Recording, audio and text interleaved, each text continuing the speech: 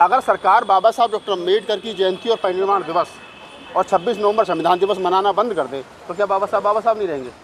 अगर ये सारे मर भी जाएं जो बाबा साहब के ये हंगा भर रहे हैं तो क्या बाबा साहब नहीं रहेंगे? बाबा साहब डॉक्टर अम्बेडकर को मानने वाले जो लोग हैं वो देश में नहीं, देश के बाहर भी हैं। उनको करोड़ों अरबों लोग प्यार करते हैं, उनके अपने अनुयायी इतने हैं, उनके अपने चाहने वाले इतने हैं कि उनको उधार की तालियों की ज़रूरत नहीं है। अभी मोदी जी का ये हाल हो गया, मैं आपको बता दूं कि उन्होंने एक हाथ से तो नाड़ा पकड़ रखा पैंट का और दूसरी हाथ से उन्होंने चंद्रबाबू नायडू और नीतीश कुमार पकड़ रखे हैं। अगर एक हाथ से पैंट खोली, नाड़ा खोला तो पजामा नीचे, अपने वाले भाग जाएंगे, और दूसरे हाथ से नीतीश कुमार और चंद्रबाबू नायडू छोड़ दो वो भाग जाएंगे।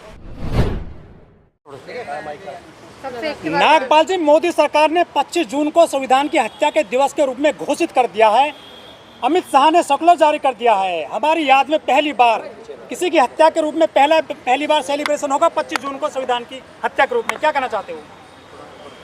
देखिए, जो लोग खुद संविधान को नहीं मानते, जिन लोगों के संगठनों ने, सहयोगी संगठनों ने संविधान की कॉपियां जलाई हों, जिन लोगों के मंत्रियों ने ये कहा हो कि हम संविधान सत्ता में आए तो सरकार सब संविधान बदल देंगे, प्रधानमंत्री की वित्त समिति के चेयरमैन विवेक दोबराय ने कहा हो कि संविधान को बदल देना चाहिए, वो लोग संविधान हत्या दिवस 2025 में मनाने का जिक्र करते हों तो हंसी आती है।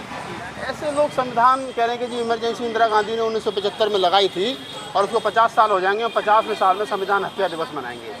तो ये क्या ना कि इनको, ये तो बदनाम है। बीजेपी आरएसएस के जो लोग हैं ये पूर्णतः बदनाम हैं और इनको सबको पता है, मुल्क भर के लोगों को पता है कि संविधान को नहीं मानते, ये मनुस्मृति को मानने वाले लोग हैं। लेकिन जिस प्रकार से कांग्रेस ने और कांग्रेस के तमाम सहयोगी दलों ने पिछले दिनों संविधान को आगे रख करके, संविधान को हथियार बना करके जो चुनाव लड़ा और चुनाव के चलते चुनाव में इनको हराया गया है, तो अब ये सोच रहे हैं कि हम संविधान का नाम जपने लगें तो हम जो है वो कहीं ना कहीं संविधान को बचाने वालों में हम भी शामिल हो जाएंगे, तो अगली बार शायद हम जो है वो अपना मान सम्मान बचा ले जाएं। लेकिन इनको पता नहीं है कि देश के लोगों को पता है असली कौन है और नकली कौन है। लेकिन नागपाल जी, नवंबर 2015 में इसी मोदी सरकार ने कहा था कि हम बाबा साहब को बहुत मानते हैं और हर साल 26 नवंबर को संविधान दिवस मनाएंगे।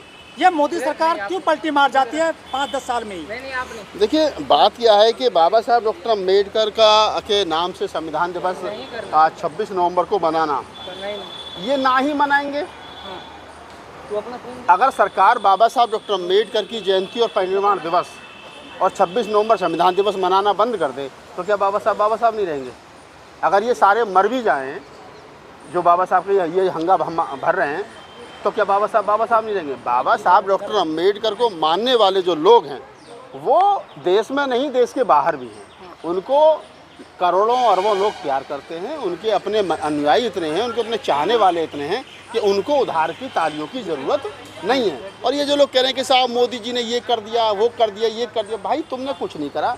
SC ST वेलफेयर का जो 25% पैसा टोटल अमाउंट का बनता है, ईमानदारी से अगर तुम वो भी खर्च देश के दलितों पर कर देते तो 7 दलितों का भला हो जाता। सरकार वो भी खर्च नहीं कर पा रही है। और ये जितने जो ये हैं, क्या नाम है अपना, जो बाबा साहब डॉक्टर अम्बेडकर के स्मारक बनाए हैं, ये मोदी जी ने अपने चाचा का खेत बेच करके नहीं बनाए, ये अमित शाह जी ने अपने चाचा का खेत बेच करके नहीं बनाए, ये किसी अन्य बीजेपी और आरएसएस के कार्यकर्ता ने अपना घर बेच करके नहीं बनाए। देश के जो टोटल बजट है और जो टोटल बजट में हमारी हिस्सेदारी है, उस हिस्सेदारी में जो हमारा हजारों करोड़ रुपए बनता है, उनमें से कुछ 1-8% खर्च करके बना दिया है। और उसमें ठेकेदार इनके तो खाया सबने, कमाया सबने। मोदी जी कहते हैं कि मैं संविधान की वजह से ही प्रधानमंत्री बना, संसद गया, हम तो चाय बेचते थे, माँ बर्तन मांजती थी। संविधान की प्रशंसा भी करते हैं मोदी जी, वो प्रतिमा बैठा देते हैं मोदी जी पुरानी संसद से।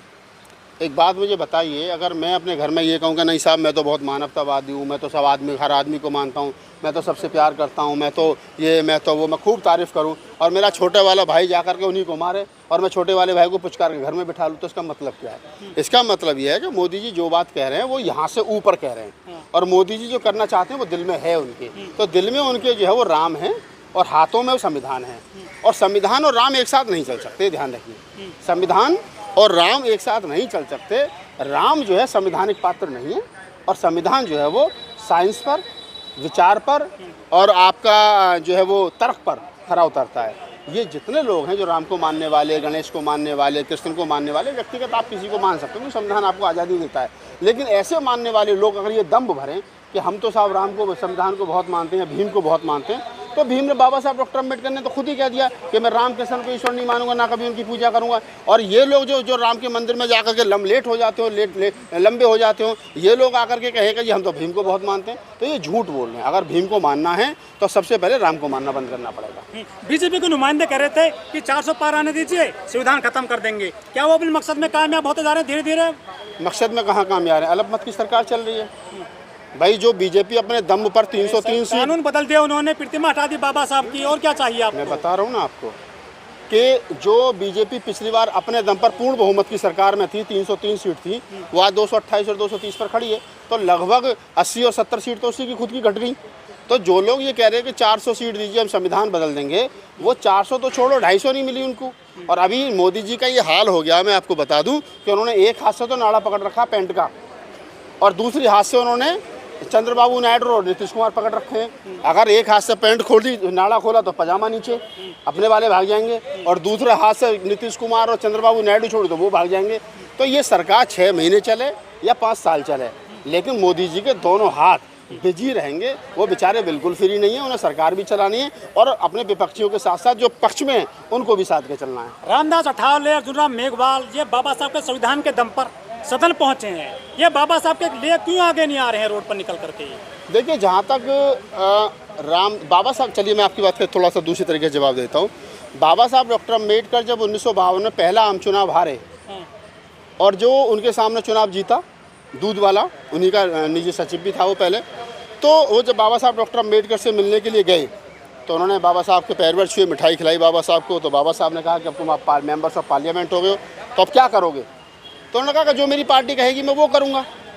तो ये समझिए कि जितने लोग जीत करके जा रहे हैं ना, ये वही करते हैं जो इनकी पार्टी कहती है। जीतने के बाद में ये कहना कि ये दलित है, ये हमारा नहीं है। एक आध दो लोग हैं थोड़े बहुत जो बोलते हैं, जिनको मूवमेंट की ABCD का पता है। बाकी ज़्यादातर लोग जो है अपने आका का जो है वो आका के सामने पूछ लाते हैं और अपने आका को खुश रखते हैं, क्योंकि उन्हें अगली बार भी टिकट चाहिए, उनको नहीं मिलेगा तो दूसरे को मिल जाएगा। तो ये इस देश की सच्चाई है। बाबा साहब डॉक्टर अम्बेडकर का जो गांधी और बाबा साहब डॉक्टर अम्बेडकर के बीच जो पूना पैक्ट हुआ था, उस पूना पैक्ट में जो पृथक निर्वाचक था, जब तक वो पृथक निर्वाचक बहाल नहीं होगा तब तक दलित समाज में से ये गधे और ये घोड़े जो हैं ये चुनकर जाना बंद नहीं होंगे। मिशनरी लोग जो चुन कर के जाना शुरू हों तो साथ समाज का कुछ भला हो। लेकिन सर, ये जो लोग हैं कह रहे संविधान को मानते हैं हम, लेकिन वो सड़क पर नहीं निकलते हैं, आम आदमी कब तक लड़ेगा? कुछ लोगों ने पार्टी बना रखी है बाबा साहब के नाम पर, वो भी खुल करके सामने नहीं आ रहे हैं। जूता ले लो हाथ में, ठीक है, हाथ में जूता ले लो। जो नेता दलित समाज का, खास तौर से 131 सांसद, एक आध को छोड़ दो, चंद्रशेखर को छोड़ दो और एक दो को छोड़ दो, इन लोगों को जूता ले लो हाथ में और उनके घरों का घेराव करो। इनसे पूछा कि भाई जिस सीट से तू जीत करके आया वो दलित समाज के लिए रिजर्व है, SC ST के लिए रिजर्व है। अब ये सीट बाबा साहब डॉक्टर अम्बेडकर ने इसलिए दी थी कि तुम्हारे जैसे लोग जीत करके जाएंगे तो वो समाज के लिए सदन में जा करके लड़ेंगे। लेकिन तुम जो ये बंगला लेकर के और सरकारी गाड़ी लेकर के जो मलाई खा रहे हो, कभी चाची के घूमने चले जाते हो, कभी ताई के चले जाते हो, हमारे मुद्दे कब उठाओगे भाई? हमारे मुद्दे नहीं उठा रहे तो तुम ये खाली करो कुर्सी, तुम्हारी जगह किसी और को जीता करके भेजेंगे। या फिर जो कभी क्या नाम है, जयप्रकाश नारायण के आंदोलन में 1970-71 में एक आवाज़ उठी थी कि हमको अपनी वोट वापसी का अधिकार होना चाहिए। अगर हमारा मेंबर्स ऑफ पार्लियामेंट हमारे लिए काम नहीं कर रहा है तो हम उस क्षेत्र के लोग अपने आधार कार्ड, अपने वोटर कार्ड के आधार पे जितना वोट उसको मिला है उसका 10% आदमी भी साइन करके प्रधानमंत्री या संसदीय समिति के चेयरमैन को देते हैं कि हाँ ये सांसद हमें पसंद नहीं है, वापस होना चाहिए, तो वो वापस होना चाहिए। ये जिस दिन डर नेताओं के दिमाग में बैठ जाएगा कि तेरी सांसद खतरे में है, उस दिन ये सुधर जाएंगे। अभी जीतने के बाद में खुदा बन जाते हैं। जीतने के बाद में 4 गाड़ी आ गए, 4 गाड़ी पीछे, 5 पुलिस वाले हुई हूटर मारते हुए जब जाते हैं ना तो ये समझते हैं हम खुदा हो गए हैं। तो इनका दिमाग खराब है। और 9 तारीख के लिए बड़ा ऐलान कर दिया गया है दिल्ली के अम्बेडकर भवन से, क्या कहना चाहते हैं? बिल्कुल हमारा समर्थन है पूरा। और 9 तारीख को बाबा साहब डॉक्टर अम्बेडकर की जो प्रतिमा सदन से हटाई गई थी, वो प्रतिमा मैंने तो नारा दिया ना खाता ना वही प्रतिमा लगेगी वहीं। तो कोई हिसाब किताब नहीं, कोई सवाल जवाब नहीं, प्रतिमा वहाँ लगा, उसके बाद बैठ करके बात करेंगे।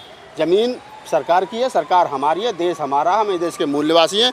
जो प्रतिमा 2 अप्रैल 1968 को बड़े आंदोलन के साथ में लगाई गई थी, उस प्रतिमा को जिस षड्यंत्र के तहत इन लोगों ने हटाया है और जिनको ताकत नहीं थी उन लोगों ने हटा दिया, तो उन लोगों को जवाब देना पड़ा। उसमें कानूनी कार्रवाई होगी, लोग जेल भी जाएंगे और प्रतिमा भी वही लगी, ये भी ध्यान रखिए।